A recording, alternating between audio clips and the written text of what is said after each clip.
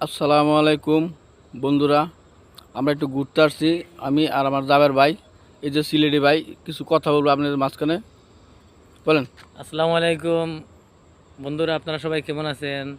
আশা করি আপনারা ভালো আছেন। ও ব- বন্ধুর মাঝে তো সবাই বাড়িতে চলে গেছে। পরে আমার লেগে ভাই, বড় ভাই লেগে সিদ্দিক ভাই সাথে ঘুরতে আসছি বিকালবেলা, খুবই ভালো লাগতেছে।